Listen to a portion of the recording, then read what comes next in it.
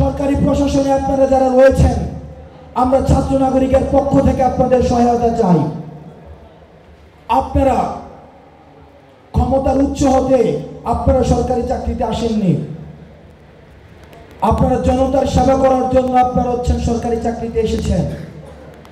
আমরা আপনাদের কাছে আহ্বান জানাই, আপনারা ক্ষমতামুখী না হয়ে আপনারা জনতামুখী হন, তাহলে বেনজির কিংবা হারুনের মতো দেশ থেকে পালাতে হবে না।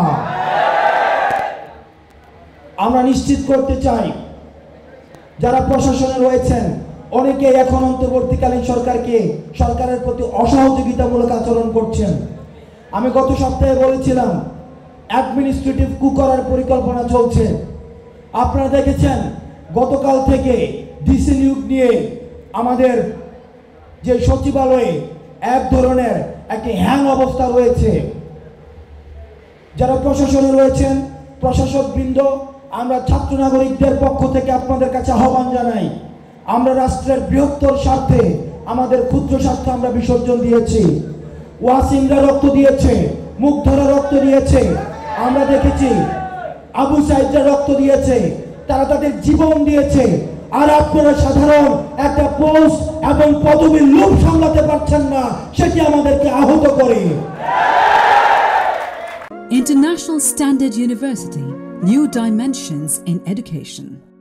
আমরা বিশ্বাস করি প্রশাসনের সহায়তা ছাড়া কখনোই রাষ্ট্র পুনর্গঠন সম্ভব নয়। আপনাদের যে ভূমিকাটি রয়েছে সেই ভূমিকাকে আমরা অপরিহার্য মনে করি, কিন্তু আপনাদের ভূমিকাকে আমরা অপরিহার্য মনে করি, কিন্তু আপনার পোস্টকে আমরা অপরিহার্য মনে করি না।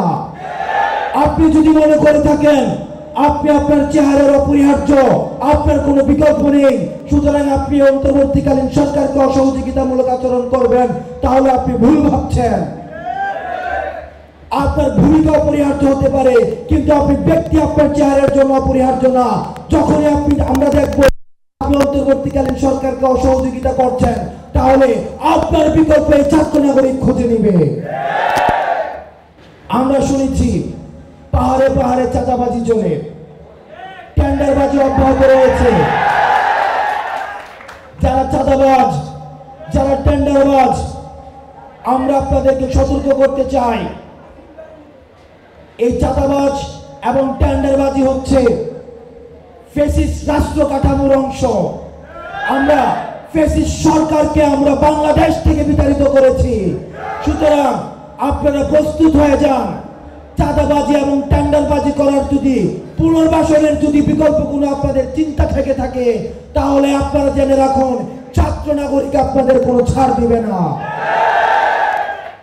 আমাদের দ্বিতীয় স্বাধীনতাকে পুঁজি করে যদি কোনো রাজনৈতিক দল আবার নতুন করে চাঁদাবাজির সংস্কৃতি, টেন্ডারবাজির সংস্কৃতি, দুর্নীতির সংস্কৃতি, ঘুষের সংস্কৃতির আবার পুনর্বাসন করতে চায়, আমরা আপনাদেরকে বলতে চাই, এই ছাত্র নাগরিক যেই রাজনীতি চাঁদাবাজের পুনর্বাসন করে, ছাত্র নাগরিক সেই রাজনীতির প্রত্যাখ্যান করে।